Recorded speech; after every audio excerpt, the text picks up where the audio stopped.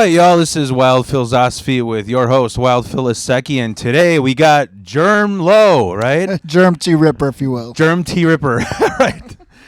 I haven't seen you in so long. I think I met you like 3 times, and I was like, I'm not joking. I kind of felt starstruck because I was just in the punk scene, and you were in a band called Modern Day Rippers. Modern Day Rippers, that's where my last name comes from, yes. Yeah. So I always start this off like, is there any wild shit that happened to you in the past 2 weeks? Any crazy shit going on? In the past 2 weeks, geez Louise, it's hard for me to think about that. That's a long time. 14 days. I'm bad at math, or I'd break it down to hours. Jeez. What's happened to me in the past 2 weeks? Nothing too crazy that I can think of. I'm sorry. No, it's all good. I think this weather on Friday. Yeah. I was like so fucking pissed at everybody, and even my boss has said the same thing. They're like, this temperature drop, like everybody. I just wanted to fight everyone. And I don't know if it was. I also realized it was Friday the 13th. Okay. Yeah. No, that is weird that you say that though, because I was having like everything that could go right was going right. I spoke at a stress management class. Mm-hmm. I got home early. I went to go see that movie Sinners. And then I went to a meeting, an AA meeting. So all the things that I enjoy doing, all the things that make me feel good. And then for some reason I get home, I put a pizza in the oven, and I put in a movie to watch, and depression hits me like a motherfucker. And it was so weird. Because I kept having like these negative thoughts about how I'm not good enough, I'm not a good friend, I'm not a good person, and I've done nothing but trying to help others in the last 24 hours. So it was just really weird. And I've been dealing with depression for so long that I should be able to accept this is just a mental state that I've got to deal with, and I got to deal with it. Just by going through it. Yeah. When I wake up in the morning, it's going to be a whole different deal, which it was. I felt great when I woke up this morning. Slept in, played with my dogs, rewatched Vampire Hunter D. Mm-hmm. It was a great morning. Yeah. It was just so weird that you brought up that yesterday, Friday the 13th, was such a bummer. And for all intents and purposes, I should have been in the best mood ever. But instead, I was just like, I hate myself. Yeah, and that's stupid. Do you drink coffee? I usually do, and I think that might have been part of the reason. The crash? I had a lack of caffeine yesterday because I do take 50 milligrams of sertraline a day for anxiety. And so just to sort of stay awake, I drink a lot of caffeinated drinks throughout the day. That's just to stay awake. Yeah. And I didn't drink that much caffeine yesterday. I had like 1 cup of coffee at the stress management class that I spoke at, and then that was about it that I can think of. I had a Coca-Cola when I got home from my AA meeting, and I can break my own anonymity, so I won't break anybody else's, of course. Yeah. But, so that could have had something to do with it. I had 1 cup of coffee and 1 Coca-Cola, and that's it. Yeah.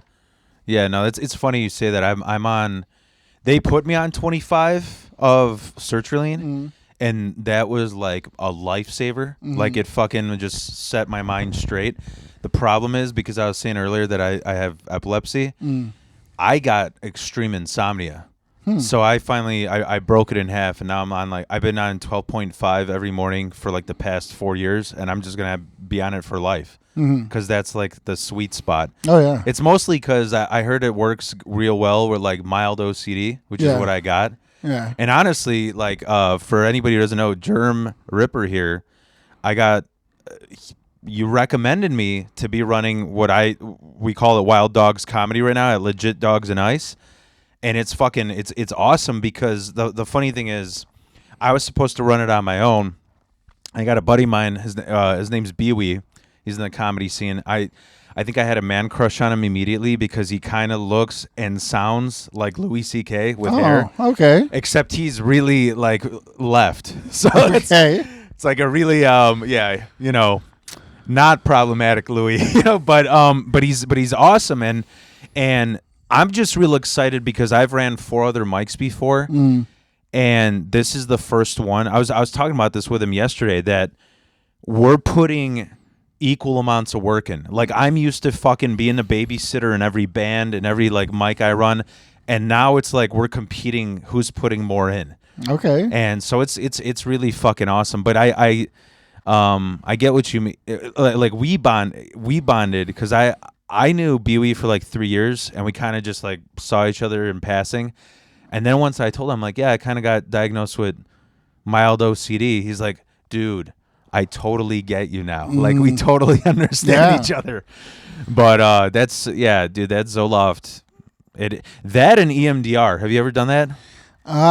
Like in therapy? Yeah. I did it once, but it was like I was already in a healthy mindset because I'd been going to therapy for years as it was. Yeah. So when I did it, because usually when you do it, you're not there yet. Mm-hmm. And when I did it, I was already like content. Mm-hmm. So it was just like the light was in the corner of my therapist's office, and I was like, what's that for? And he explained it, and I was like, can we try it? And he's just like, sure. Breaks it out, and I could, at least for 2-3 days later, I could still see the light. Mm-hmm. And when I saw the light, like a switch would go off in my head, and like I don't know if a chemical would be brought into my brain or what it was, but just happiness would spread throughout my brain really quick. Whenever that light would go, I could see that light. Yeah. No, it's fucking great. It's literally, I think it's exactly like Office Space. I've never seen Office Space. Okay, yeah. No, in the movie, he goes to a hypnotist, and then the hypnotist is like, I mean, it's obviously not accurate because it's more for comedic value. Sure. But he's like, when I snap my fingers, you're gonna get out of this like flow state. And he has a heart attack before he snaps his fingers, so he's just stuck in the flow. He's just going to work like, I mean, I don't really have to be here on time. Just like real. It's I've been told it's like the most Taoist Buddhist movie. That's why I love it. Okay. But yeah, no, that's fine that we're still on it. Did you before? I just am curious. Before you got put on sertraline, did you go through like that buffet of like, we're trying to find the right thing for you? Kind of, sort of, because I was on 100 milligrams of sertraline a day, and that was way too much. I was like, I'm tired as it is on 50. But when I was on 100, like, I had to basically pump caffeine into me all the time, constantly, just to stay awake. Yeah. But before that, I was on citalopram, and I liked it because I felt like a zombie, and I didn't have to think. I was just like super fucking mellow. Yeah. But then, like, the physical side effects of citalopram, I had physical pain in, I think it was the right side of my body. And then I stopped taking it, and the pain went away. So I was just like, no, I can't do this. I can't do this. Yeah. Besides that, I took lorazepam for probably about 10, 15 years. And then when I, slowly weaned myself off of that, I realized that I was a lot less moody. Like, I was having like wild mood swings. Yeah. And I've noticed that once I was off of it, those wild mood swings went away. Yeah. It was a lot easier to be content. Yeah. Just go with the flow. Yeah, that shit's annoying. I'm just gonna check if I get all in my mind about that getting my phone gets full sometimes, and I said like it cuts off, so I just make sure it's rolling. But if it's full, then you got to let it go to the bathroom and take a dump. Yeah. Make some room for some more. Yeah. That's what I do whenever I go out to eat. I'm like halfway through the meal, my stomach's getting full. Excuse myself, dude. Go to the bathroom. Make room for more food and be able to enjoy dessert that way. I always see you posting about how much you work out, dude. Yeah, and it's intimidating. No, like I see that. But it's maybe because like I'm a 90s kid and like we grew up around like all these motherfuckers doing steroids. Yeah. I'm like, dude, I think I'm like 9 years older than you. So I was a kid in the 80s and I was a teen in the 90s. So yeah, I know what you're saying. All the wrestlers were huge. But also when I see people talk about their workout routine, Yeah. it matches yours. And I'm Yeah. like, dude, like that's fucking like I would just quit. Like like that's I do it mostly for mental health reasons. Yeah. Like most of everything I do is for mental health reasons. Because during the height of the pandemic, I thought like every time I got bored or anxious or anything, whenever I was experiencing any sort of negative energy, I would do 30 push-ups. yeah. Every single time I got bored, do 30 push-ups, because I think I was kind of newly sober. I got sober November 7th of 2018, so the pandemic hit like 2 years later. Mm-hmm. And so I was struggling a little bit to stay sober, but that's why every time I got a little stressed out or a little bit bored, just do 30 push-ups. Do 30 push-ups. Yeah. Hit those weights. Something. Do a little physical activity. Yeah. Nothing too much that's going to stress me out more, but and that's why I always joke around with my therapist. I'm like, I'd make a horrible therapist, because if somebody came into me whining and crying, I'd be like, give me 50 push-ups and then talk to me. If you're still stressed out after doing 50 push-ups, then we could talk. And then maybe I'll have you do another 50. But I wouldn't tell them that. I'd just be like, do 50 and then we could talk, because you feel better once you've expressed, once you've gotten out that energy that's in your body. You know what I mean? Because all the tension, all the anxiety, all that shit that's swarming around in you and swarming around in your brain needs a release. Whether it is a mental, creative release, whether it's a physical release or a spiritual release, it needs a release. And so at that time, doing 30 to 50 push-ups was my release. And it really helped me get through that wild time. Yeah. Yeah, I heard this one thing on a podcast, because that's, being a welder, you're like stuck in a booth. So I used to listen to him way more, not as much anymore. But you know who Andrew Huberman is? Name sounds familiar. He's like a neuroscientist, neurologist, and he said this thing about how and it caught my eye, because my therapist told me this, but he didn't like really push it for me to do it. But he was like, when you get up and you shock your body with a ice cold shower, it's like having a Xanax all day. And I'm like, well, I don't really want to be, I don't want to be doing benzos. Yeah. But he's like, no, like it's like all the good things, because what it does is like it shocks your heat shock proteins, whatever, not heat shock, whatever the opposite is, and it also makes you like lose weight quick. And I got addicted, because I even showed it to my brother. He went through some fucked up shit, like divorce and just red flags of online dating, And I was like, dude, the next time you feel like shit, put a sock in your mouth so you can scream and go and take a ice cold shower and try to hit. And I would just put my favorite song on. Like I usually put something like, because I'm in that Viking mentality, like Rotting Christ or Slaughter to Prevail, And you just let that cold hit you, and I swear to God, all day you're like at this plateau of a good mood. Yeah, I'm telling you, try it.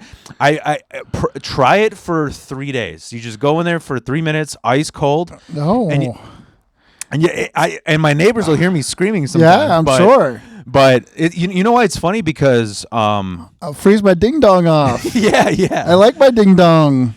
I got into it because I heard this is so dumb. Like everybody's like, oh, I don't listen to Rogan. Yeah, I get it. Rogan's a dunce, whatever. But I heard this episode where he did a cold plunge with another comedian and The Rock.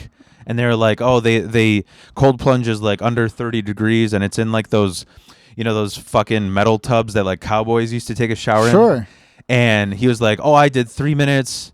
And then The Rock did like 3 minutes, 15 seconds. And then like the other comedian, he's kind of dweeby.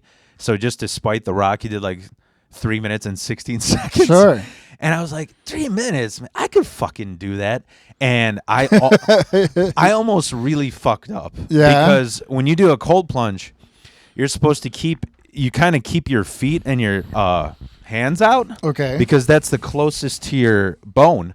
Because if you go in freezing water that like closest to your bone, they might have to saw that off. Like you get immediate frostbite. And so I did a redneck cold plunge where I just filled up my brother's garbage can with snow and ice. And I couldn't feel my feet for like 3 hours. Oh my goodness gracious gravy. Yeah. Wow, Phil, you done gone crazy. Yeah. It's but I did it for 4 minutes, so it wasn't. I'm glad I didn't lose my legs, but if I That's did, a plus. if I did, I'd be like, it was worth it. Worth it, bro. Alpha. Yeah. But no, I'm telling you that the EMDR and the sertraline, that's what like solved me from now on. You know, like, because I went to, like you were saying, that some therapists, they offer it. I went to like a specialist where it's just that all the time. And that shit, that you know, the thing that he told me that like stuck out of my mind, he's like, when you have any trauma, your brain is like a computer hard drive, and it's like, this file is for like you know how like if you have a good moment, whatever it is, say you got a surprise on a birthday, you kind of remember who was there and you kind of remember how you felt. But when you have trauma, it stores all your 5 senses. Like if somebody gets fucking like, you know, raped or something, they fucking remember how it smelled. They remember what color the light was. They remember the walls. They remember what shoes the rapist was wearing, you know. And it's like, it was funny because when you watch, I know I'm going to go into how you're like, your horror movie thing, your club, you know, the Creepy Kids Club, right? It's like when you're watching a Rob Zombie movie, there's somebody getting beaten and you're just like eating popcorn. It's like, why? Because there's no emotions associated with that, you know? And so that's, once I got that in my mind, where it's like, you got to get to that point where you're sort of watching your own movie, you know, like all the things you felt like. One of the things I had to process was like, dude, my mom, she could have gotten DCFS on her. Like, she used to lock me in my room for like 6 hours at a time. And I was just like, I didn't know, am I supposed to jump out of the window? Am I supposed to crap myself? Like, it was fucked up, you know? It was like, and that sounds fucked up. Yeah. And I was just like, I got to this point. I mean, I think every EMDR person does it differently, but they were like, you know, you go from volume 10 of like, I wasn't good enough, I could have been a better kid, and then you just come down to, through the hypnosis, you come down to like, my parents didn't deserve me. I'm the king. Like, they shouldn't fucking #no kings today, right? Because the protests or whatever. I think it's No King's Day. Yeah. I don't even know. But anyways, that's I don't even know. That's what you know what's funny is I'm not gonna say who, but my comedian friend yesterday, I was like, are you going to those protests tomorrow? He's like, fuck yeah. I go, like, downtown Chicago? He's like, nah, I'm going to the Schaumburg one. I care about it just enough for the suburbs. Yeah, no, and that's fair. Yeah. That's absolutely fair. You know, Yeah. driving out here, I honked the horn in support of those doing it. Mm-hmm. I'm not going to be in part of the crowd. Yeah, you know. in the chaos. It's too much. I'm old and I'm tired. Yeah. You know, I will change my Facebook profile picture to Obama so that people know, hey, he doesn't like that other guy. He doesn't like the chicken taco. Mm-hmm. He likes the Obama. That's cool. Yeah. But I'm old and I'm tired, and I'd rather just be sitting here with Wild Phil, talking about some mental health, drinking some Russian soda, getting silly with the Willie, you know, silly with the Philly. Yeah. Yeah. I know exactly. I mean, it's like the same feeling. You get a little bummed out when you go to shows these days, and you're like, I really want to go in that pit, but stop. Oh my God, I'm going to physical therapy all the time, every single time. How old do you think I am? Say 43. Okay, you're relatively close. I'm 47. Okay. I just turned 47. Was it last Sunday? And yeah, like just thinking about going into a pit now, I feel sore. Like and I feel as though everything in my body would break, and it would break to the point that it would not heal. And it just doesn't bring me happiness. And that's the thing. I'm at a point in my life where if it doesn't bring me joy, or if I feel any sort of anxiety about going somewhere, I'm just not going to go. Yeah. I'm just not going to go. It doesn't matter that much. Yeah. My serenity, my contentment with life matters more to me than going to a show, than making sure that I meet up with a friend for dinner, whatever it is. I don't care. Yeah. If it bothers my serenity, I don't need to do it. Yeah, if it brings you peace, that's what's most important. You know what kind of blew my mind? Because I kind of went down the rabbit hole of the yin and yang and Taoism and all that. Sure. And what blew my mind that I never like realized is like, so like they say in Buddhism, like desire is suffering. Because if you hold high expectations and then you don't get them, you suffer, right? But the cheat code is, so what do you strive for? Like you kind of always, people are always striving for happiness in life. But if you strive for peace, peace brings happiness. So that's kind of like that's the cheat code. So I don't know. Yeah. It's simple as fuck, but it changed my life, you know? It sounds simple. It's a lot more simplistic to think about than actually to implement in your life. Because people like us, and I say us, I don't know you too well, but people like us are hardwired to the point where we have to keep proving ourselves. We have to keep pushing forward. We have to make sure that everybody knows that we are the toughest, coolest, smartest, or in this case, funniest motherfuckers in the room. Yeah. So when you decide peace is more important, when you decide that my serenity is more important than making other people laugh or making sure everybody knows how cool and smart and tough I am, it's actually hard to make peace a priority, make inner peace and serenity a priority. But when you've achieved it, and this is an interesting thing for myself at least, once you achieve it, it's actually kind of difficult to push yourself to be creative because you're like, I don't want to push myself anymore. I just want to live. So I achieved serenity while I was writing my book, The Lilac Retribution Theory, which is 13 short stories that I've written over the past 5 years. And I didn't know that was short stories. I thought it was like a fictional story. They are fiction, but it's it started out about 5 years ago. The film producer Heather Buckley reached out to me and she said, you love punk rock and you love horror.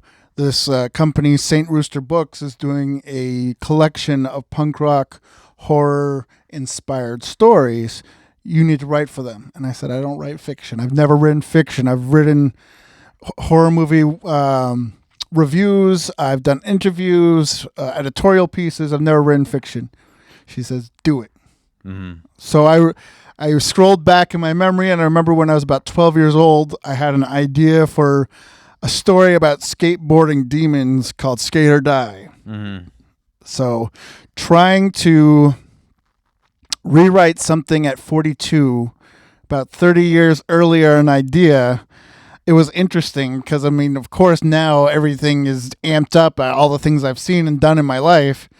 But I sent it off to this company and they loved it. So then they kept asking me to write for them. Yeah. I got to about 10, 11 stories. I'm like, hey, why don't we make a compilation of just stories I wrote? Yeah. And they're like, yes, let's do that. So when I came to my 13th story, though, I'd achieved serenity and I didn't feel like writing.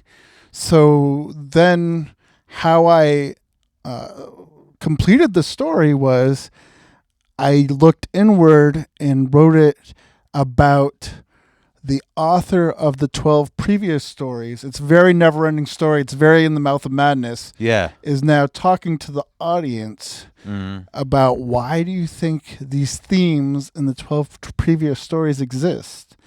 And he's trying to live life on life's terms and accept things. And every time that something difficult comes his way, this black bar comes along, makes it disappear, and something is put in its place that makes his life easier.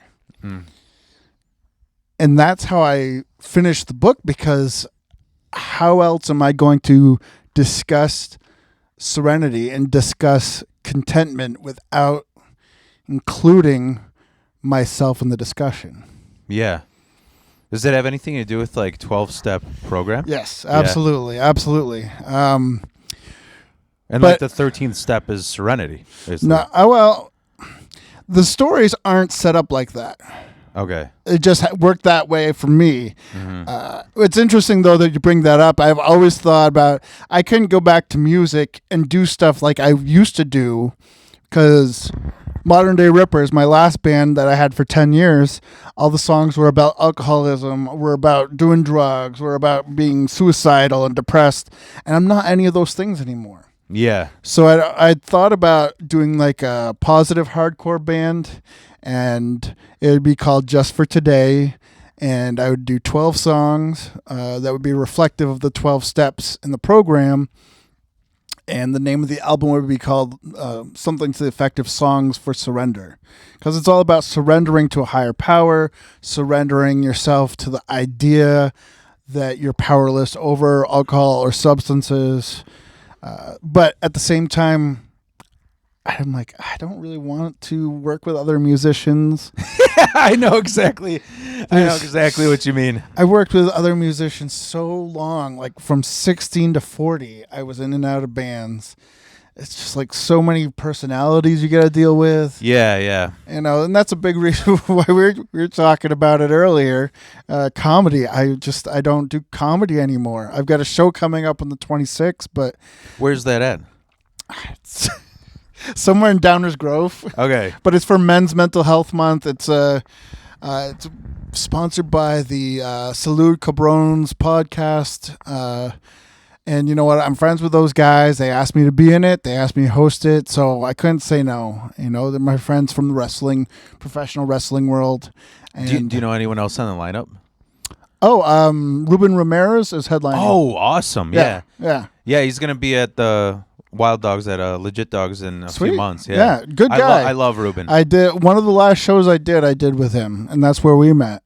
So, I mean, I didn't book the show, but when they told me that he was on headlining, I was like, damn straight. He's a great guy. Yeah. You know, quick funny story, when I had him on here. Yeah.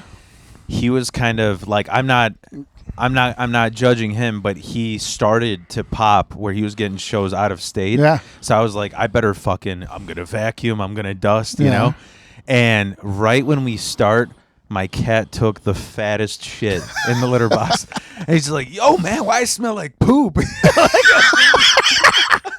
I was like, right at that. I'm like, oof. Fuck, dude, I got everything else ready, you know? Yeah. But yeah, no, Ruben's a great guy. He was one of the few, you know, that's why the thing that's great about Ruben is kind of like the mindset I'm in. I think I'm guessing the kind of mindset you're in, where the more you fly solo, the more fuck everyone else. Yeah. You know, because you don't know what everybody's intentions are. Right. And I love that. I had to say, I love that you said like this positive punk idea. Yeah. Because there's like what got in my mind is, number one, I get what you mean. Like, you're always got out there like to prove yourself. Like, no, I didn't sell out. You know, it's like, but also you don't want to be the fucking Iggy Pop in the in the mosh pit. You know. And then and the other thing, too, though, is I don't know if this is – people have called me contrarian for this, but I like seeing shit that I haven't seen before. Sure. Like, I used to – the last band I was in, it was like I started during lockdown, horrendous idea, because we didn't get any shows. We just we practiced in a storage bin and just fought with each other all the time. But, you know, I was like – as far as black metal goes, I'm like, what are we gonna do different? You guys all look like clowns. Okay, let's all dress like Kiss. The songs are gonna be about Satan, World War II Nazis, or killing Christians. What can we do new? And honestly, what I wanted to do is, I'm like, what's eviler than that? And I'm thinking of like Catholic pedophiles. I'm like, we should fucking dress like priests and literally write songs about real life stories about the church. And call it like white metal or something, you know. I know it's edgy, but I'm like, like if you want to call these people out, you guys keep doing the same thing. Is what I'm trying to say. No, I get that. You know, and even with like, for example, I got into rap a little bit after this guy wrote a theme song for me. Sure. I was like, I should just write rap about being an average Joe. Like, Yeah. yo, you know what I got? I got a fucking used Prius in a townhouse, and I'm happy with that. You know? I go to bed early. Yeah, yeah. I like my girls burly. Yeah. I wear icy hot after standing at a show for 3 hours, you know, because my lower back is killing me. Right? Like, but yeah, no, that's cool as fuck. Did you, so how long did you have Modern Day Rippers for? When did that? That's about 10 years. Mm-hmm. Yeah. That's like my time limit on a band. My band before that, the Rotten Fruits, I had for 9 years. And then so in between the two, I had a Oi band called Brickwall Vultures. And it's funny that you bring up being typical. There's very few themes in the Oi genre that you can cover. And when our record came out and we were playing out of state, people thought that we were a parody band because we were doing all the songs were very typical. And I wanted to do it as an homage to bands like the Templars, the Bruisers, Antiheroes, all the Oi bands that I grew up with. And people thought it was a parody band because it was so typical. All the lyrics were so typical. The music was kind of very typical. Yeah. And I was like, okay. So after a while, I'm like, yeah, I can't do this anymore. And I tried to spin it into a hardcore band. I actually put out a 7-inch of that called The Short Timers, where it's basically the same band, but with slightly different songs and slightly different themes. And hence the name Short Timers. It didn't last very long. That's funny as hell. But yeah, I know you're a fan of I love the new stuff, conservative military image. Oh my God, yeah, CMI. And it's so funny that I put my phone on random or when I'm at the gym, and it'll say, well, if you like CMI, you might like Haywire. And I'm like, oh, yeah, I like this. Yeah. If you like Haywire, you might like Skinhead. Oh, yeah, I love this. And I bought 2 albums by the band Skinhead, and none of them are Skinheads. Yeah. Yeah, and I'm like trying to figure it out. I'm like, is this a parody band? Is this a joke band?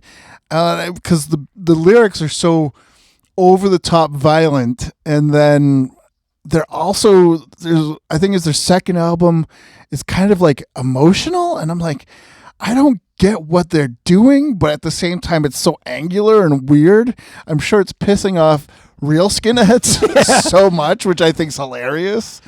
But yeah, I love that whole, and it's funny because I'm not a tough guy. I'm not a tough guy at all, physically. You know, I think I'm kind of tough for my mental health and addiction struggles, and just pushing through every day.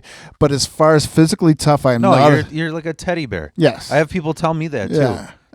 That people think you're a grizzly, but you're more like Winnie the Pooh. Yeah, but I mean, I love tough guy music. I love tough guy music. Yeah. It's the best shit to work out to. Oh. Like I got a friend who, it's one of those people that like I met because my wife is friends with his wife. So it's like, well, I guess we got to be friends, type shit. And he's really into lifting. Like, he's just an average Joe. He's not into punk or anything. And I'm like, so what do you listen to when you're? And he's like, ska. I'm like, oh yeah, like the Specials. He's like, no, like Real Big Fish. And like, really, dude? Like 90s third wave stuff. So here I am doing everything, like lifting. Come on, dude. That's probably heavy for him. Yeah. But I recently I was on this like maybe month-long binge of The Chisel. Yeah. And Chubby and the Gang. Yeah, I love Chubby and the Gang. Yeah, I love that shirt they had with John Lennon. You know what I'm talking about? Oh, I don't remember, but it's just got John Lennon with a crosshair and it says "Imagine this." So punk rock. yeah. But yeah, no, I love. I heard. I actually was gonna get Adam from CMI on here. Oh, nice. I just messaged him out of nowhere, and I think a lot of bands like. Have you ever heard of I Bet? I bet. Like all right bet. It's like it's Zoomer slang. Oh yeah, I don't know anything about Zoomer. Yeah. I don't think I'm that old until people come up to me and they're like saying Rizzler or something, and I'm like, get the fuck out of here. Yeah. Just stop, please. I'm going to go home. I'm going to pet my dogs. I'm going to watch a bad horror movie. Yeah. I'm going to drink some soda pop. And I'm going to ignore you. You don't exist in my world anymore. Yeah. But I was gonna try and get those bands on, but a lot of those bands they take themselves real seriously, and they see like this is like there's some shit that we laugh at that people we're not allowed to laugh at, and it's like I get it, it's cool. Adam, I don't know what happened. Adam just tours all the time. yes. Because he gave me his number and everything. We were ready Right. to do it, but then it's like, oh, you're out of state again. Oh, you're out of state again. So it's all good, but I fucking love it. Did you see the video where they tried to cancel him? No. On TikTok? No. Oh, I was laughing my ass off because I was at that show. Okay. There was just some person, because you know the whole controversy about how like the name of the band, like so like I remember hearing during lockdown, conservative military got huge because they started getting banned off platforms just for the name, like thinking they're actually like raging conservatives. That's so silly. Yeah. And, you know, if you think about when punk rock was at its peak and how it was all about sarcasm, it was all about maybe looking or saying something on stage just to piss people off. Yeah. And that is not how you thought. That's not what your songs were about. You're just doing that as a laugh. Yeah. And I thought the name was funny when I heard it, and I thought that it was cool and it sounded tough. Yeah. You know, that's why I liked conservative military image. It sounds funny to me. You know what I mean? You know where it came from, right? No.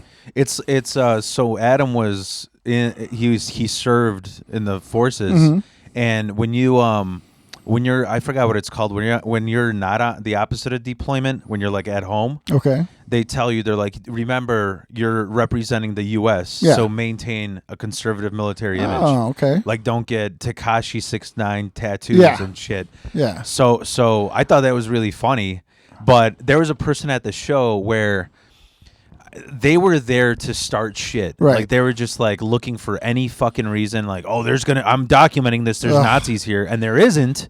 There's literally, half the crowd was black there, Right. you know? And then there was a moment where the guitar's string broke or something. So Adam just like took a seat on the speaker. And then that kid who's starting shit, he yells out, "Hey, Dad, tell us a war story." Oof. Just to fuck with him. And Adam's like, "Oh, all right. Well, you want to tell me how I sniped like three Arab terrorists and their fucking towel flew in the air when I hit them in the head?" You know? Yeah. And they got that. And like, it's so funny because it's called like, you know, alt-right fucking band singer, you know, talks about, you know, brags about shooting Arabs. And then, like, all the comments are like, dude, you are so fucking stupid. Like, Right. you, like If you he's look a sniper. right, You know? and if you are somewhere and you're looking for something wrong with something, Yeah. you're gonna find it. Yeah. You know what I mean? Like, if you pick up your wife's phone because you're paranoid that she's chatting with guys, you're gonna find something. Yeah. You know, so if you're at a show and you're looking for something to cancel Thanks for somebody making me about, paranoid. I did that purposely. Yeah. You know, I was thinking, I know he's a big fan of Black Sabbath and he loves that song Paranoid. Yeah. Why don't I just make him a paranoid? Yeah. JK. It's Pride Month, so J gay. Yep. No, but I mean, seriously, if you're looking for something negative, whether it's a band or a person or whatever, and you search hard enough, you're going to find it. If you aren't looking for it and people, that person or band or whatever shoves it in your face, that's when you know it's real. You know what I'm saying?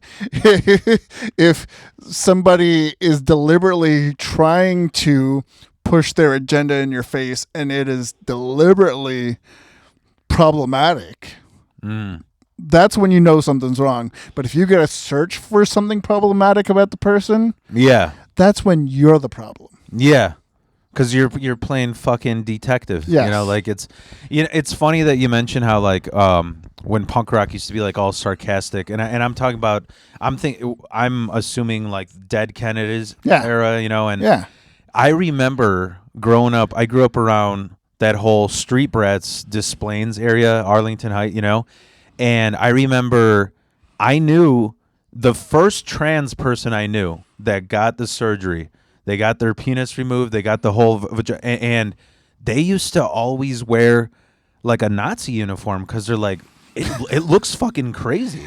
Like it looks not. They would wear to a punk show, and it's like, obviously you don't believe in that, you know. And I know it's crazy, but they're just like, yep, don't ever show those old photos of me now, you know. No. That was a time period too where you don't want that type of thing circulating. Yeah. What was that, like early thousands, late 90s?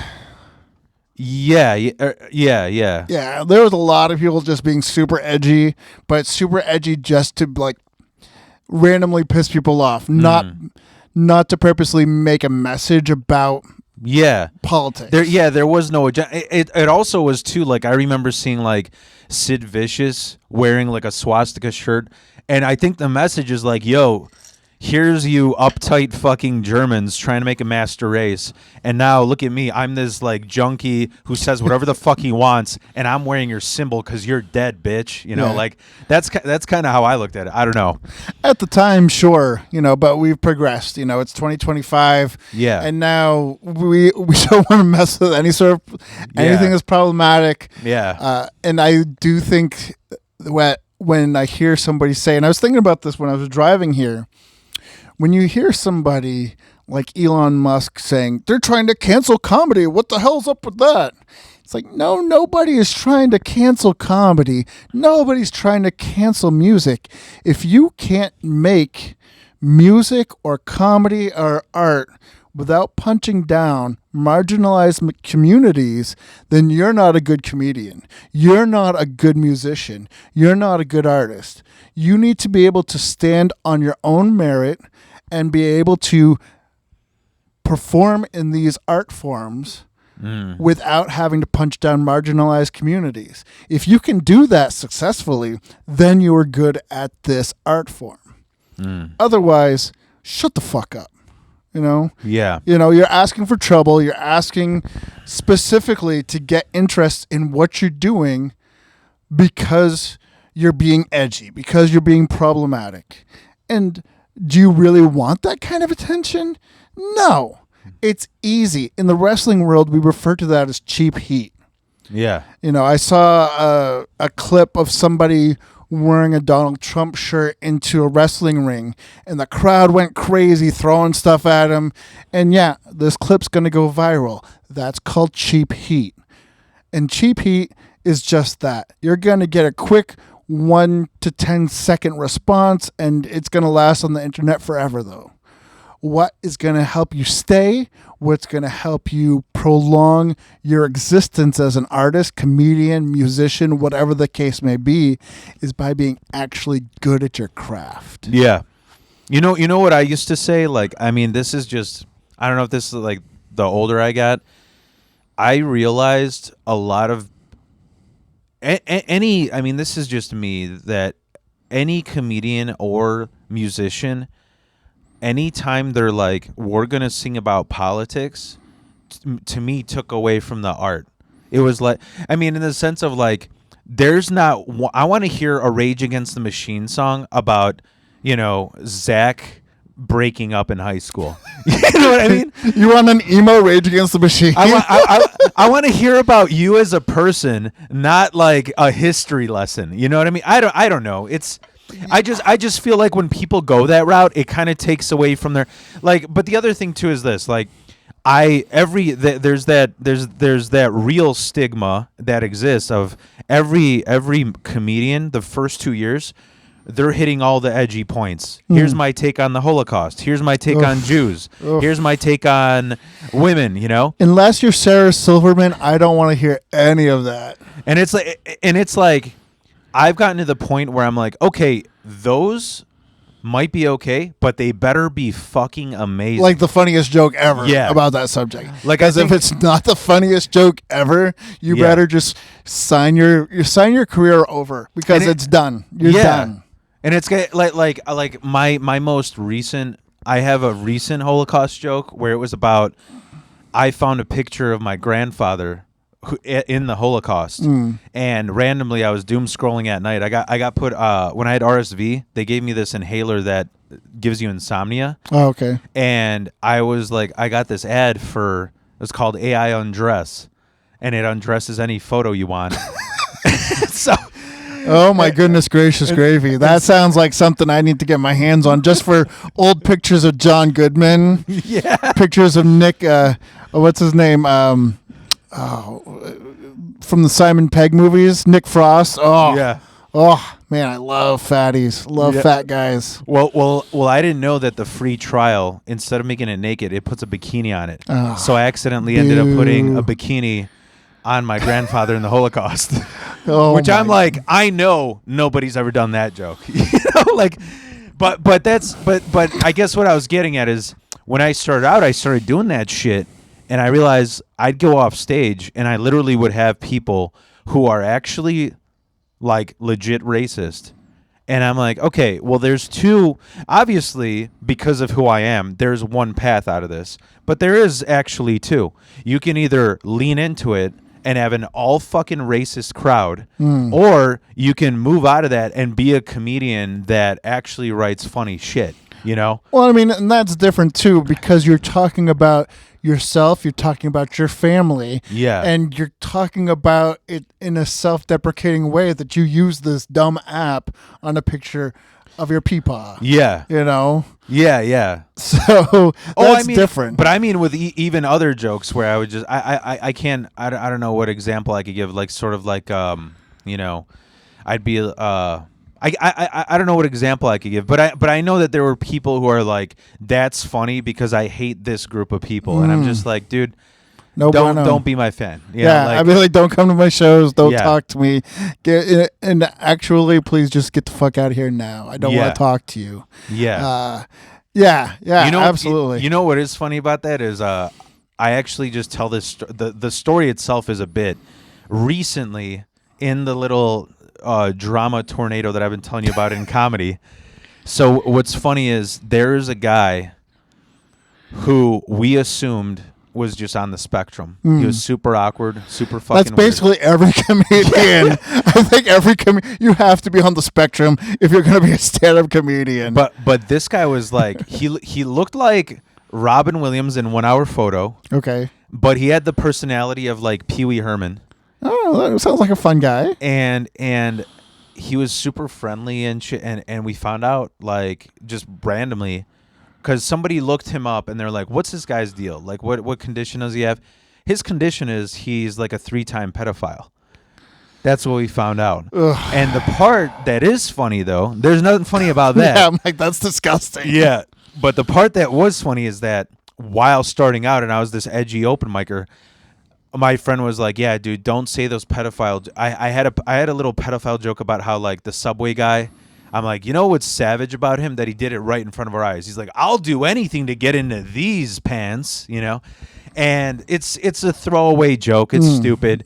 But my friend was like, if you don't get any laughs, it's got no fucking, tread on there. Right. Just scrap It's got no legs. And I recorded it, and I remember hearing laughter.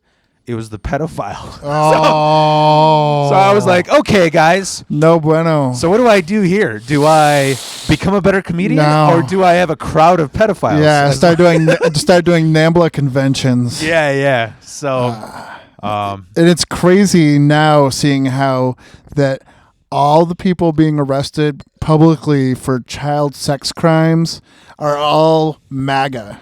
Every single one of them is MAGA. So I'm like, if they could just work the MAGA acronym into the NAMBLA acronym, that would score. That would be the convention unto itself. Make American boys great fucks again. Oh my goodness gracious gravy. That right there is crazy. I could see it though, because it's sort of like when I'd see like liberal dads and they had like a daughter, they'd be like, I support my daughter even if she does like OnlyFans. But you see like a MAGA dad, he's like, she's mine. You know? It's kind of I could see it there, you know. The only time that I ever did a pedo joke. It wasn't even on stage.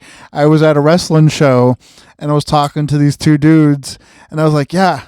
They said something about growing up Catholic, and I was like, man, I wish I grew up Catholic.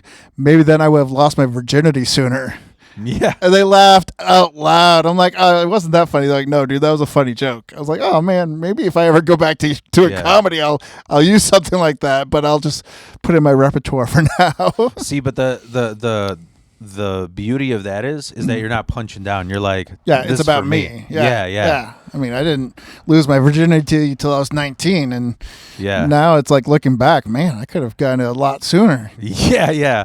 I had a story about going to Catholic. I went to Catholic school. Oh shit, bro. And what happened is this is so goofy. Like, we had a teacher that was she's like paranoid out of her mind. So you know what a panopticon is? No. So it's like a controversial way of prison, because basically what it is like the warden is in the middle and you can see into every cell. So there's like zero privacy. Okay. Like you're constantly paranoid. It fucks your mental health. Mm-hmm. My teacher basically did that in the class. Yeah. Where she's like, I need to see what all of you are doing at all times. So instead of like the regular rows of 2, she set us up in a U for all of us to see. And I'm sitting there. I remember when she did that, and I'm sitting there like just like half awake for the first class. And in front of me is all spread eagle schoolgirl. Like, and I'm like, how do I control not being hard right now? This is the 90s. There's no fucking internet. Like, I didn't have internet. And I remember I got caught. She had to make me go in front of the class and explain. She's like, Phil, please apologize to the girl. I'm like, so I apologize. And then she add to the humiliation, she goes, please explain why you did it. And I was like, that's on you, bitch. Well, because I'm not gay, and I thought that you guys want me to not be gay. Like, right. And you pointed my desk in the direction of seeing these other young ladies. We're all the same age, and yeah, that's on you. That's on her. Yeah.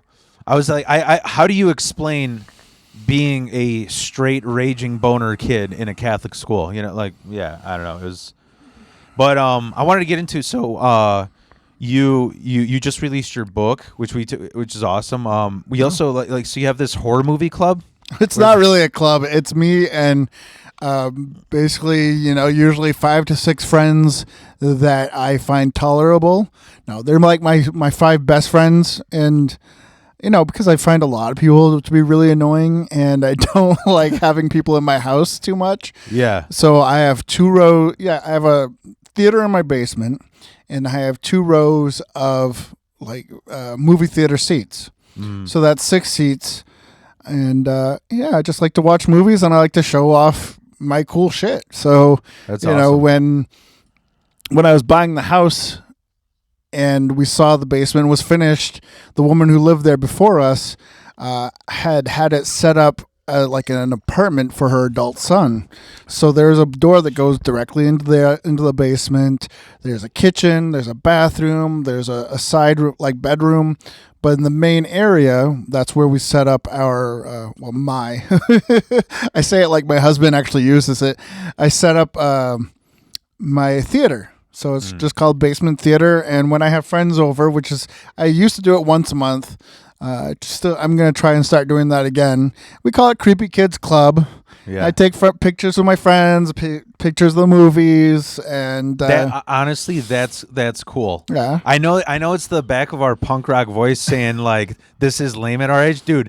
Every friend I have is like fading away, so it's like a cool community to have. Yeah, I keep in touch, and usually if I can't fill in those 6 seats or at least 5 of them, I'll what other person can I tolerate? Let's see. I'll invite them over real quick.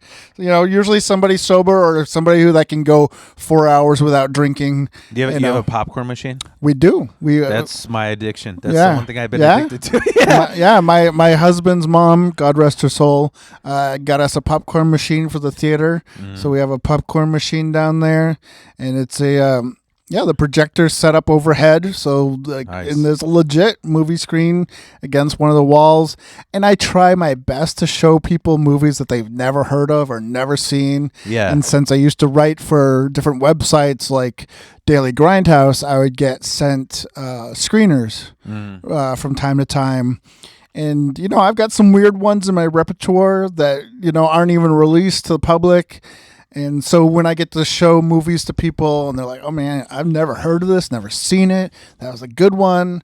And usually I try to pick movies that are fun, nothing too heavy, because heavy movies do not make good for like a party night.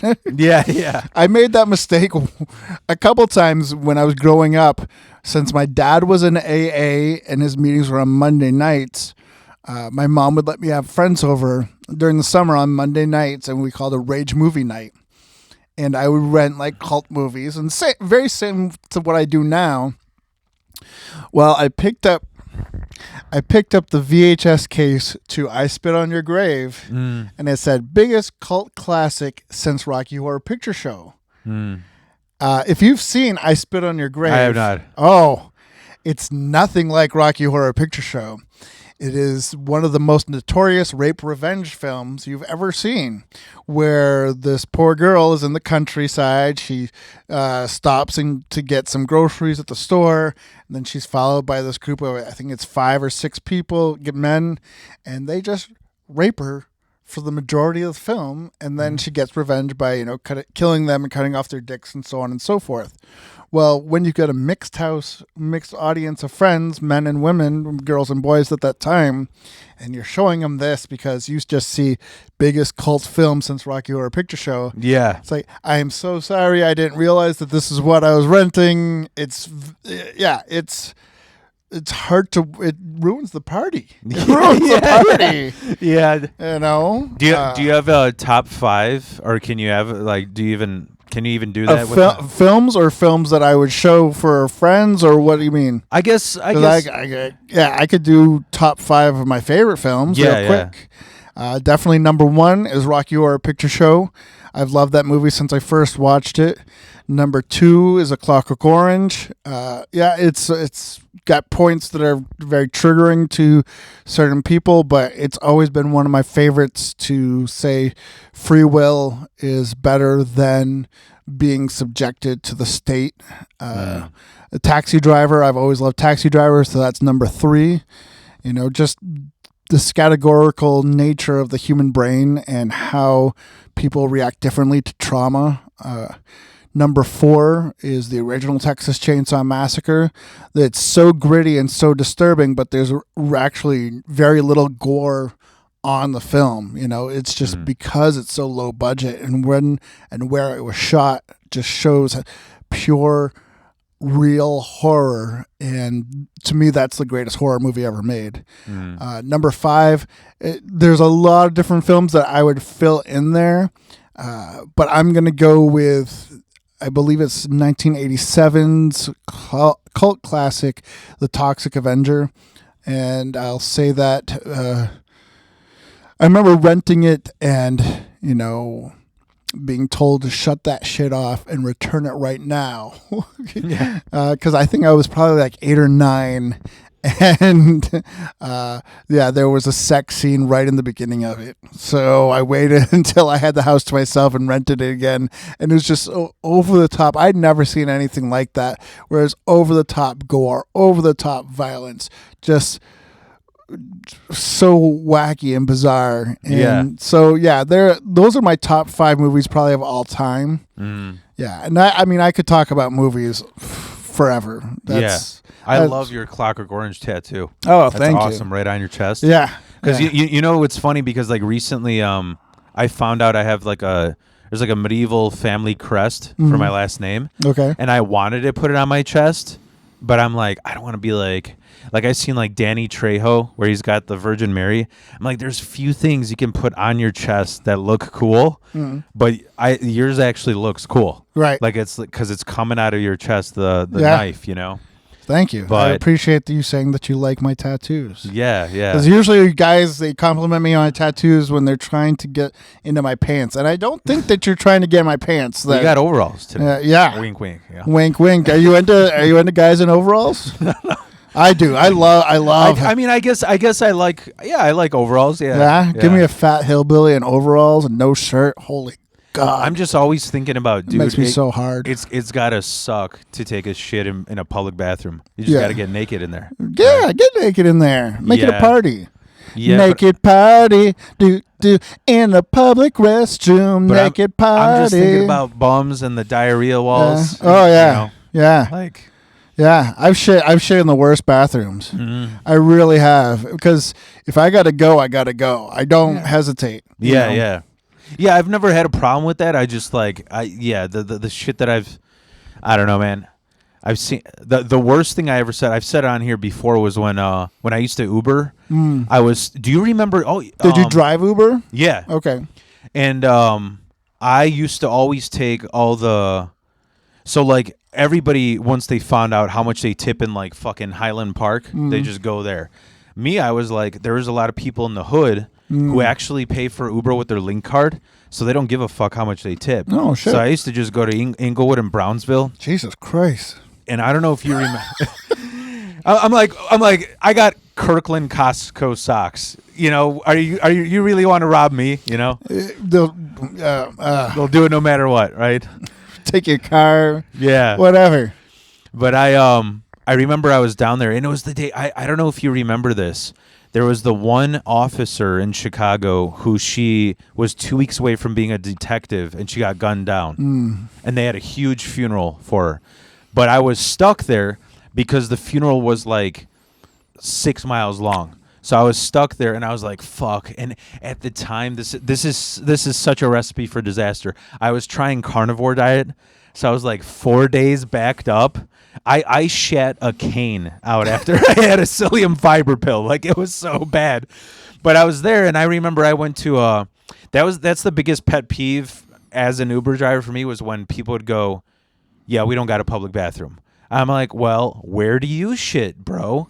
Like, you got to have something." And he told me, he goes, "We going back." I was like, "Bro, I have to go number 2. He goes, "What did I just say? Go in back." And I went there, and there was literally a backyard of shit mounds. That's hilarious. Yeah, that was the worst place. I didn't shit because in my mind, I don't know why, I was picturing Braveheart with kilts. Yeah. And just like accidentally sliding on someone else's crap. But that should be a scene in a movie. Yeah. But no, that's awesome that you that's awesome that you got, like, I'm also kind of a film nerd. It's funny too, because my co-producer at Legit Dogs was raised without a TV. That was kind of like, I guess, his trauma. So I make that seems like a very, very low level of trauma. He was raised without a TV. I mean, traumatic. I mean, it's. I guess I would say it's more traumatic for me because I keep making references, and I'm like, dude, you don't know what I'm talking about. He's like, what's a Seinfeld? Yeah, I don't understand. Yeah.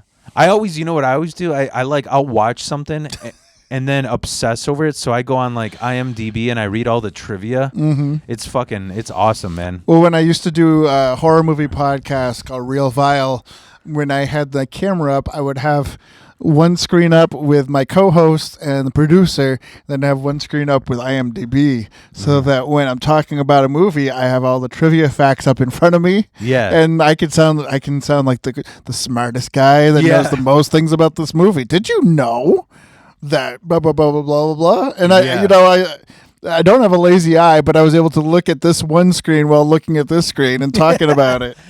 It's like you're training yourself to have a lazy eye. Because I used to do a bit about that, about how like there was one comedian in Chicago that I didn't want to mention who has a really bad lazy eye.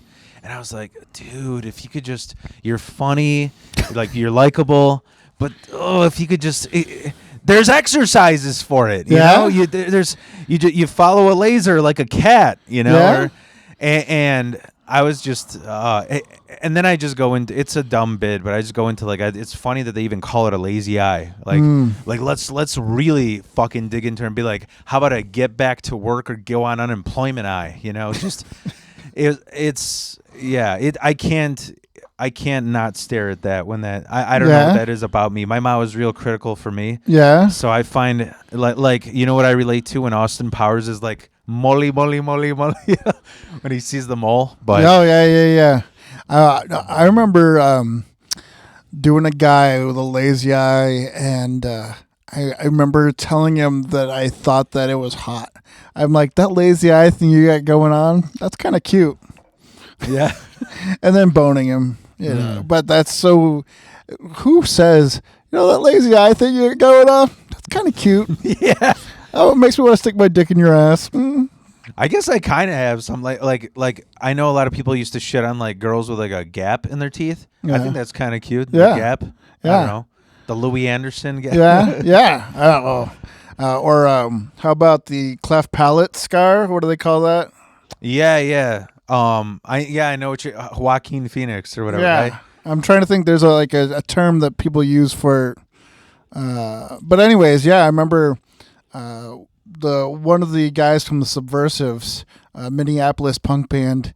I saw him in Chicago. I think he was there for Anti-Nowhere League, and I saw him there, and I don't think I was sober at the time either. I was sober, but still being really obnoxious punk rock guy, and I just walked up to him and I was like, "Hey, you're really hot. I'd like to do you." And he's like, "What?" I was like, "Yeah, that scar on your face from your cleft palate surgery, that's hot." That's funny as hell. Fat belly, shaved head. Yeah, let me get some of that. Yeah, that's funny, man. All the things that would turn off a normal person just get me so hard. I'm like, give me a hairy back, a bald head, receding hairline. Dude, I relate to that. Yeah? It's like the... You like guys with fat bellies and hairy backs? I like the flaws. Because there's so many like whether it's on Instagram or in magazine where they're all striving for some kind of perfection. But it would be just I can't explain it. There'd be just people that there's something they have something that nobody else does, and I'm just like, oh, this is awesome because this is you. Yeah. Fat guys with a hairy back. I just think of like the manager of like a Euro place, you know. A Euro place? Yeah. Okay. Maybe that's a place to look for. Maybe that's the place you got to go. Yeah. If you want to get your dick sucked. At the Euro place. At the Euro place. I'm going to come on your face. At the Euro place. You're going to come on that hairy back, right? You know how hard it is to get out then? You know, it's not like taking a shower and it just runs down. Like, no, it's going to coagulate on that hairy back, and you're just going to have these little balls that look like boogers stuck in your back hair. You got to wax it like that. The whole hipster phase in like 2010 with the bicycles downtown, you know? What? With the Oh, yeah. I used to do that. I had a twirly mustache. Yeah. For a little bit. But I was serious about it. Like, I would take the hairspray that was like glue in a can. Yeah. And twist it up with one hand and then blow dry with the other, so it wasn't coming out until I hit the shower. Yeah. Serious. Did you have like a 10-foot bike? No, fuck that. I think you ride a bike in the city, you're asking for trouble. You're looking to die. That's a death wish. Yeah. Yeah, it is. I have a pocket rocket that I take to all the mics because I want to save on gas, and it's fun. It's fun. It's like a little bit smaller than a crotch rocket. Yeah, excuse me, silly Philly. I gotta go right now because right. I lost every little bit of respect for you. You actually ride this pocket rocket. Yeah. To shows. Yeah, dude. Wow. Yeah. Wow. I really didn't have much respect for you in the first place, but now I have even less. Yeah. JK, do your thing, bro. Be as silly as... I've had motherfuckers who are like nuts about motorcycles, and they're like, "Why'd you get that?" I go, "'Cause it saves on gas." He's like, "Nobody like thinks that's a flex. Nobody gives a shit about your mileage, bro." Nobody gives a shit about gas, bro. Yeah. I'm an alpha. Yeah. Touch my ball sack with your mouth. So, what about strictly? I wanted to ask like horror movies. Do you have like top 5 horror movies you like? Well, actually, I want to ask, do you like those A24 shit?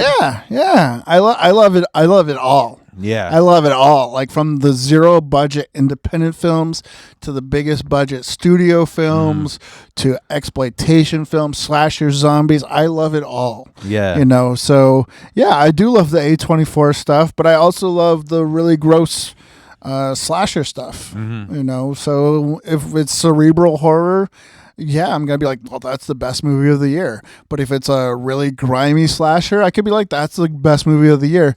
The worst thing a movie could do for me that's gonna make me say I hate this movie is be boring. You know, and I don't care what level of intelligence it's at. I don't care about the budget. I don't care about the story. If it's boring, I don't want anything to do with it ever again. Yeah. You know, and for example, Terrifier 2, I went to in the theater after working all day, and that shit of a movie is like almost 3 hours long, and it just keeps going and going, and I'm like, okay, is this over yet? I'm tired and I'm bored, but I'm going to sit through this because I paid my money. Yeah. And I love the first one, but this movie is so long and convoluted and boring, and I don't care about how cool and inventive the kills are. It was, to me, and this is my own personal opinion, the story was so convoluted that it just was boring. And Yeah. I haven't seen part 3 because part 2 was such a turnoff for me. And I think What do you think made it bad? It was the dream sequences were unnecessary. The storyline about her maybe being the daughter of the protagonist, maybe the daughter of Art the Clown, and then the sidekick little girl, there was so much wrong with it. If they had cut it into 2 separate movies and not been like almost 3 hours, Yeah. if they made 2 separate movies that were an hour and a half each, it would have been much more palatable. Yeah. And then this is a thing that I can't stand about a lot of directors, especially indie directors. If you write, direct, and produce your own film, get an editor. Because you're going to be so attached to that material that you wrote, directed, and produced that you don't want to cut it out. You're like, nope, that's necessary for the story. Yeah. If you brought in an editor, a separate editor, who's not attached to it, who's not married to every second of creativity, you're going to have a better film, a more palatable film. Yeah. And you're going to have an outside idea of what could be. And I think that's where, what is his name? Damien something? I think he messes up, at least on that film. And I haven't seen part 3 yet, but for them to make it take place at Christmas time, I was like, you know what? I used to love Christmas-themed horror movies. Love them. Yeah. But the indie film circuit has been oversaturated in the past 5 to 10 years. And it's like, ugh, like you got to do something original. Sort of like we were talking about earlier. You've got to do something really original and really smart and really well done to stand out as a Christmas-themed horror movie nowadays. Yeah. Which is sad because before it was like Silent Night, Deadly Night. Boom, that's amazing. The first Black Christmas. Is that with Goldberg as the Santa Claus? No, but that's my favorite Christmas-themed horror movie. That is Santa's Sleigh. Yeah. And I love Santa's Sleigh so much because, one, they kept it whimsical. You cannot do a Christmas-themed horror movie, except for Silent Night, Deadly Night, without injecting some sort of whimsy. And I think that's why the Krampus film is such an amazing film. But they did this with Santa's Sleigh. You know, there was a claymation part, which was a reference back to the old Rankin and Bass Christmas specials like Rudolph the Red-Nosed Reindeer and so forth. There's a fantasy element where the Santa Claus was a demon and he was trapped into this world of delivering presents because he lost a game with an angel. A lot of and then I also love the fact that, like the old Herschel Gordon Lewis films, the punchline to the joke was the kill. The punchline to the joke was the kill. Similarly to Nightmare on Elm Street 3, 4, and 5, and Freddy's Dead. When you make the punchline to the joke the kill, it kind of brings it back. You go forward with the violence and the gore, and then it brings the audience back. Yeah. And you're like, that was so silly. That was fun. Yeah. I like having fun. And it's going to make it a warm reminder of why you enjoy this film. So Santa's Sleigh I think is genius, and I think that it's horribly underrated and horribly underseen. It's hard to find it streaming. There's no Blu-ray release of it yet. I mean, I have an old DVD release from when it first came out. Yeah. That opening scene where there's all these big stars like Chris Kattan and Fran Drescher and like this whole... And if I could be wrong, goofy cameos. Yeah. I think it's an entire Jewish cast in a movie about Christmas. Yeah. Yeah, I think it's just genius. I think it's so smart, so well done. I heard about that because my wife is more nuts about like movies so bad that they're good, like Mystery Science Theater and Riff Tracks and all that shit. So that's how we found it. And surprisingly, a lot of those movies, how you're saying like it's hard to find, when they're impossible to find, a lot of people just upload them on YouTube and they don't get taken down. It's crazy. But that is wild. But yeah. And then right after that, to me, was Jack Frost after Santa's Sleigh. Do you remember that? Which Jack Frost? The horror movie? The horror movie, yeah. Okay, about the killer snowman? Yeah. No, I love the first one. I don't remember the second one where I think it takes place in Malibu. But I love the first one. I think it's so corny and fun. Yeah. And it's a silly film, but that's what makes it so good. Yeah. I always will say, to me, the best of all time is The Shining. Like, I always love. Yeah. That's my. I know it's like, I don't know if it'd be like the majority idea or like the majority of people like, but to me that was like, I was just thinking about it the other day about how much it's got to suck to be Jack Nicholson to not experience what that movie is, you know. But I wanted to tell you something real quick about how. Speaking of me being a film nerd, so this is really cheesy, but because I grew up like in a fucked up childhood, at that time I saw The Crow for the first time, and like The Crow is like obviously like this perfect Avenger movie, right? Like just all this shitty stuff happens and he's out to get right, and I think you said like revenge porn, right? And because I saw it during a time where bad shit was happening to me, I like developed this psychological connection to it. Like the soundtrack is the soundtrack amazing. is one of the best of all time. Yeah. And what's really funny is there was this period where I just I think it was like a OCD thing where I just spiraled. I was like, I gotta get the Crow props and all that, and I gotta get like poster, you know. And I remember what like shook me out of that is I'm part of this Facebook group. It's just called Movie Props, and everybody trades and sells on there. And I'm like, oh my God, it'd be awesome to have like one of those mechanical crows, or like in the opening scene, instead of CGI, they actually just went over a miniature city that they like whatever created, right? And they were selling all these like, okay, you can have this building, or you could have. They were selling. Do you remember the T-Bird when he flies off the dock when his car explodes? Okay. They were selling cuts of the car like this small. Oof. I was like, and my wife was like, you don't think this is stupid, these prop stuff? And then what snapped me out of it is like a month later, somebody's posting like for $5,000. Yeah. They had the masks that they wore in White Chicks, like Marlon Wayans. Yeah. I was like, all right, I'm never buying a prop. Like this did it for me, you know? Yeah. Yeah, I mean, if somebody were to give me something, I will definitely love it. Yeah. You know, because my friend Kurt, when I think it was my second hernia operation, his cousin or his nephew or something had worked on the set for Cecil B. Demented. And if you're not familiar with Cecil B. Demented, it's a John Waters film. John Waters is one of my favorite directors of all time.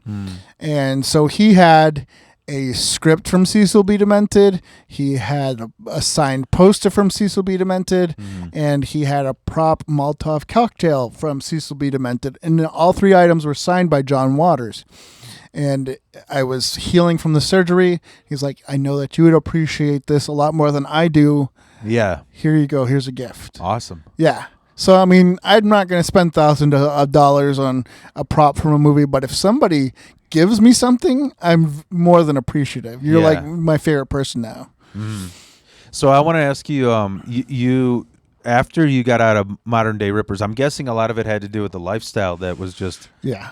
you know, just getting away from partying every fucking night, right? Yeah. Yeah. Because, I mean, our last show was my 40th birthday.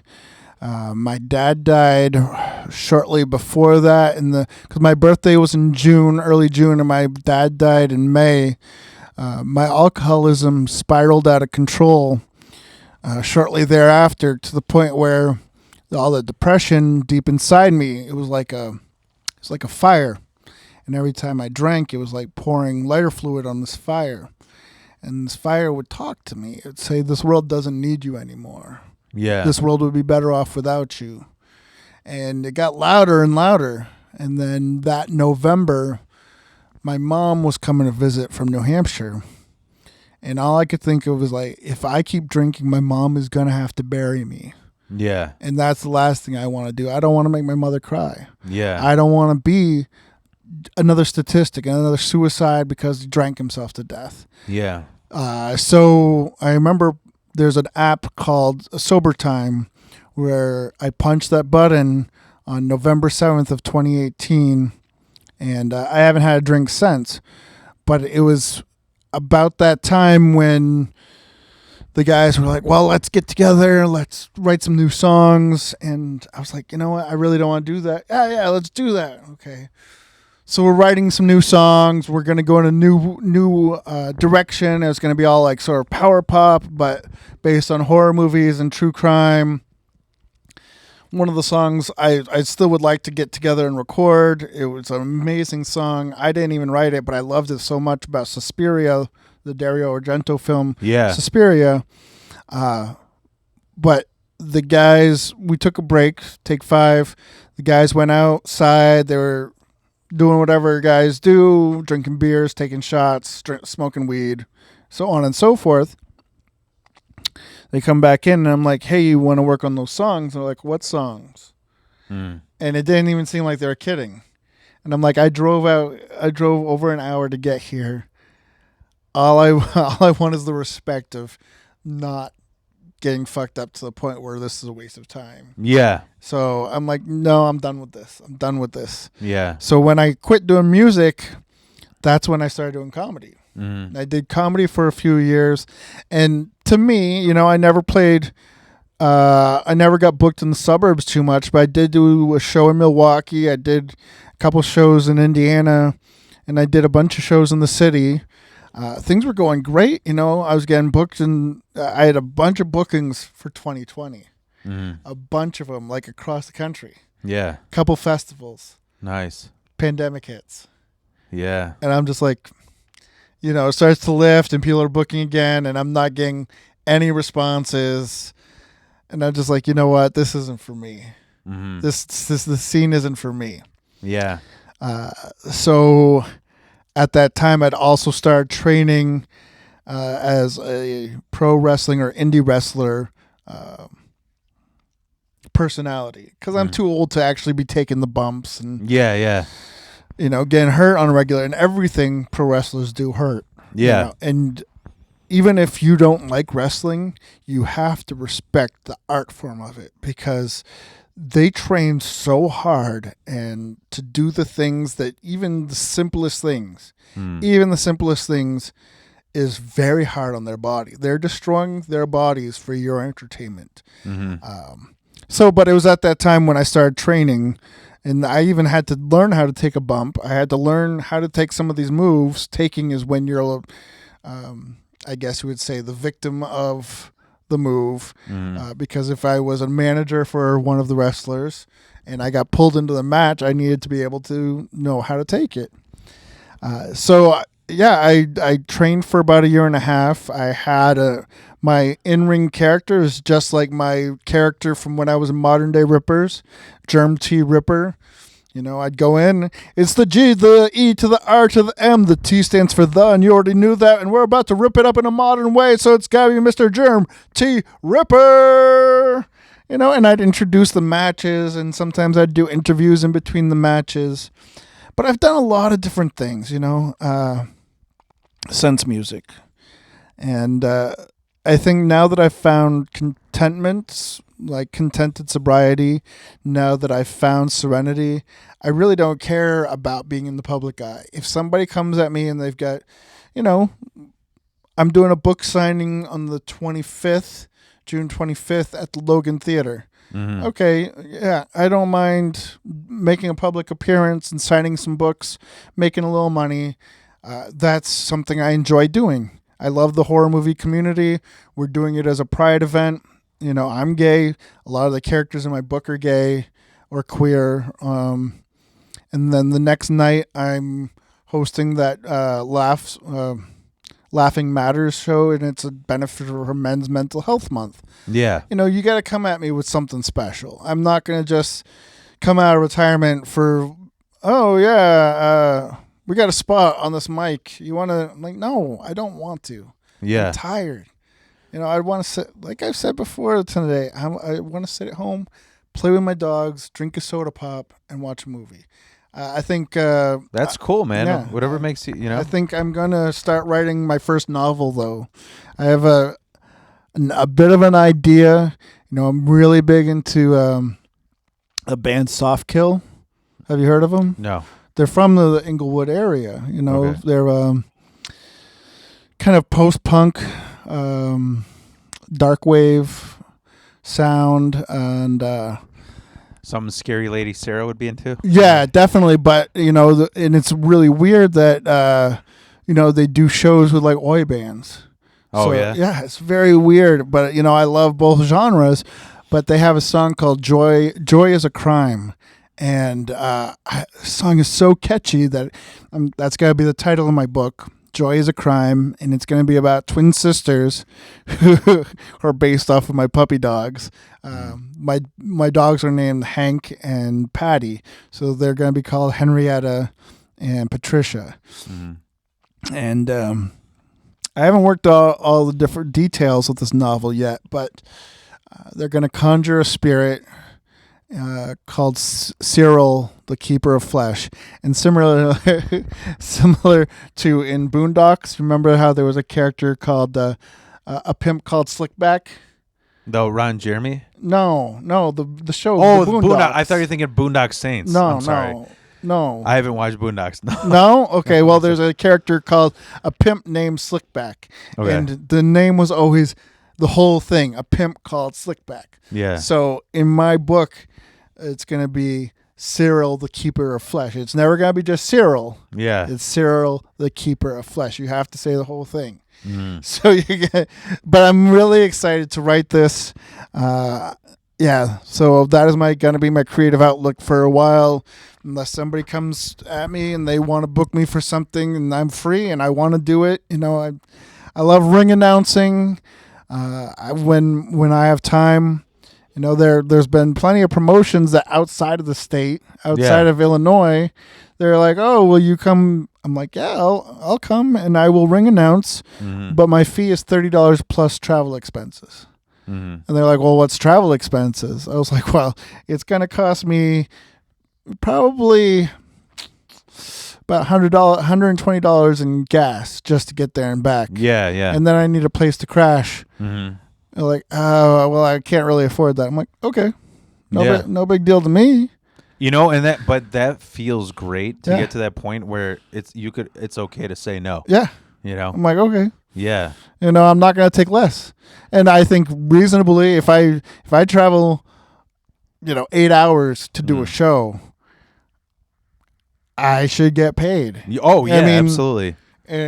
I'm not going to lose money on a booking. Back when I was in my 20s and I would drive to Oklahoma to play a festival and, pay for the hotel, pay for the gas, pay for all the drinks that I was drinking. I didn't care. Yeah, punk rock. Mm-hmm. Now that I'm closer to 50 than I am 40, if I'm going to be driving, 8 hours, I'm going to be compensated for it. Yeah, it's funny that you mentioned that because I used to be that guy where I was like, I'm doing any and every fucking show I can. And we did a show in Missouri, and I guess I'm banned from this town now. From the whole town. like it was, it's so dumb. The way they ran this show, dumbest motherfuckers I've ever dealt with. It was like, first like you know what I tell people? It's like Rockford is the place where you want to fuck your cousin because your cousin's hot. Missouri's the place where it's like, why would I fuck my cousin? I don't even know them, and my mom's in finger banging distance. Like it's so dumb. They just fucked me in every single. It was like, first they were like, yeah, it's $30 plus we'll give you a free meal, and I was like, dude, fuck it, I'll do it. There's a bunch of festivals, and it's like they go, yeah, there's a free meal. So we're moochy comedians. We got like filet mignons and wine. And mid-meal, he goes, oh, you know what? I'm sorry. Because the ticket sales, it's actually 20% discount. And I'm like, well, I had fucking Fig Newtons in my car. I wouldn't have eaten filet mignon. Could have just taken that 20% and put it in my pocket. Yeah. Yeah, give me the $20 so I can at least put that in my gas tank. Yeah. And you know what's funny? You know why they got upset? Because at the moment, I'm at that point, I'm in the chapter of comedy where like, dude, I was in tears on my birthday. My birthday was May 29 at Gemini Club. Blah blah blah. But my epilepsy meds, they like can't. Sometimes I can't tell the difference between reality and a dream. Okay. Like I've had moments where I'm driving to work and I'm like, this is still a dream, until I'm like, okay, now I'm up. You know. And I remember waking up and I've been hounding Zanies for like 3 years, and finally they're like, we got a spot for you Monday. And I didn't do shit. I wasn't submitting it. It was just like, I just put the work in. It's like, I've never had that in my life. And, but, so like Missouri, how you were saying, like, is it worth going somewhere? This is the funniest part. The moment I'm saying that I'm in the chapter where I'm professional enough to be like, okay, what kind of crowd is this? Do they want to hear about dog dicks and cunts, Like, and no, that's fair. I asked them, and they go, "Oh, this is Trump country. We're all about freedom of speech." And sure enough, they don't ever want me there again. And it wasn't even. You know what was the dumbest thing? I was like, all right, I'm gonna do my clean stuff. There's the tricks of crowd work where you kind of like already have a set plan, but you kind of like, who's married here, And I started going at it, and there was a lady who kept screaming, "Not me, I'm a lesbian." And I kind of started telling her the facts about how, like, I'm sorry, I like gay guys more. Like, lesbians don't stick together. They're always arguing, And I started pulling up ChatGPT facts. Yeah. and then it got into, I was like, lady, look at this haircut. I work at a carpet shop. I get more rug than you. I'm more of a lesbian than you. So the review was actually, this guy humiliated me by saying he's a bigger lesbian than me. It was so, like, I don't know what the word is, whimsical and ridiculous. Yeah. Everybody was laughing that I'm competing, that my favorite position is scissoring because I got a small dick or a big clit, if that's what you want, And it was just, I get what you mean, where you're at that point where you're like, I don't know if I want to do this. I'll let you know. Yeah. But if you got to head soon, right? I was gonna try and text you so you didn't have to record me saying, "Hey, can we wrap this up?" Yeah, no, we can wrap it. I just wanted to end it out with like, so you grew up in New Hampshire? You said. Yeah.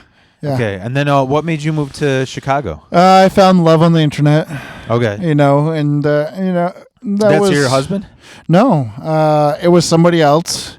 That we were together for 9 years, and it's just the thing where you meet somebody when you're 21. By the time you're 30, you're a whole different person. There's a lot of maturing during that time period. Yeah. And when I became that different person, that just wasn't the person I wanted to be with anymore. Nothing against him. Yeah. It was just not who I wanted to be with anymore. And how long have you been with your husband now? Oh, December will make 17 years. Oh, wow. That's awesome. Yeah. And so he's been with me through like the weirdest, roughest times, since I was 30-ish. And, when I was at my peak alcoholic madness, just drinking and driving, drinking, doing blow, doing pills, all the drugs. There were bars not that I would name them, where once they found out that I did drugs, since I was friends with them, they would literally shake my hand and there would be a baggie of coke in it. Not asking for payment. I never paid for drugs. Mm-hmm. You know, and I joke around, cool guys don't pay for booger sugar. Yeah. You know, but I never did. Yeah, yeah. But there were times where I would walk into bars and be like, hey, who's got cocaine for me? Yeah. You know, thinking, well, I deserve this. I'm a cool guy. Give me some free. I want to go skiing downhill nose first. Yeah, yeah. This is the night. That's funny. So he's been through the ringer with me. You know, there were times when I was drunk and high off my tits. I'd pick up a big old carving knife, put it to my throat like, I'm ending it all tonight. Yeah. And he just put that shit down, get your ass in the bed. Stop it. Yeah. And that I just needed another man to say that to me. Like, just stop it. That's just fucking. stop it. But that's awesome. Yeah. Seriously. Because there are so many cases like that where if you had somebody else that was more dramatic or didn't understand that you weren't in your right frame of mind and they just needed somebody to put their foot down Yeah. and tell you to stop it, that they would call 911, get the ambulance there, get the police there, you lose your job, you lose your relationship, Bring you lose on everything. more stress. You lose everything. Yeah. So having a partner in my life that knew when to say, just shut the fuck up and go to bed. Mm-hmm. Put the knife down. Put the gun down. Just go to fucking bed. Yeah. Don't be an asshole. Mm. You know, oh, you want to puke on yourself? Okay, just sleep on the couch. Clean it up when you wake up, you dumbass. Yeah. You know, and it was never abusive like, oh, fuck you. It was just like, just shut the fuck up and go to bed. You're fine. Yeah. You're going to be okay. You do not need to cut your head off.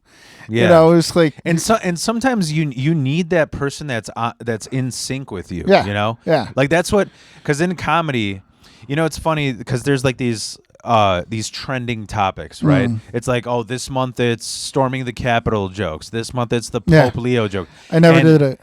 When I was doing comedy, I never did it. Yeah. And now a lot of the jokes are people like shitting on marriage. And it's like, because you got to find somebody that grows with you through the hard shit. Yes. And some people don't understand that. Yeah. And I mean, I'm grateful to be with Ken, and we've been able to grow together.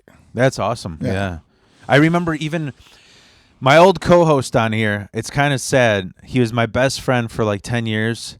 He disappeared. I literally don't know what happened because he had an alcohol problem. He's like, I'm ashamed of myself, won't answer his phone. But I remember, you know, having those nights where I play attention whore and I post my life story on Facebook. Like, I went through this, and this, and this is how I'm feeling. And everybody's like, Phil, we love you. You know, and then finally he's down there. He's like, all right, well, now that this post is over, can I come over and finger your vagina? You know?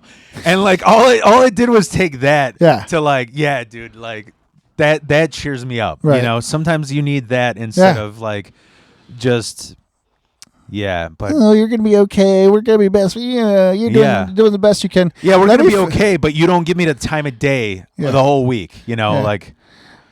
Well, why don't I come over and finger your pussy, you dumb bitch? Yes. Yeah. Some more of that, please.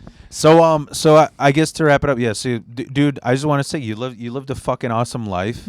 That's fucking awesome. You've been in a band, you've been a comedian, now you're writing books. Like, that's fucking awesome. You know, I was talking to Kurt at Legit about this, that it's funny, the old punks that you run into and you're like, dude, I'm glad you're alive and happy. You know, that's what it's about. Yeah. So, and I want to say, Kurt keeps asking me, he's like, why don't you have Germ do a spot? I'm like, Germ can I owe Germ, so he can if whatever he wants to. I did hook you up with that hosting gig, and I mean, dude, those pictures that they post with the food, it looks so amazing. That's my co-producer. He's doing all those. He's doing all the marketing. Okay, well, So I mean, we'll work it out once I feel comfortable. We'll see how this hosting gig goes on the 26th. And we'll go from there. If I feel comfortable doing it again, I mean, I still will probably do all the old material I did 6, 7 years ago. You know, I used to be able to do a half an hour just about how much I like fucking fat guys. Yeah. So we'll bring it back. Maybe we'll see. Okay. Awesome. Thank you for getting wild. Yeah, no problem. Getting silly with Philly, yo. Yeah.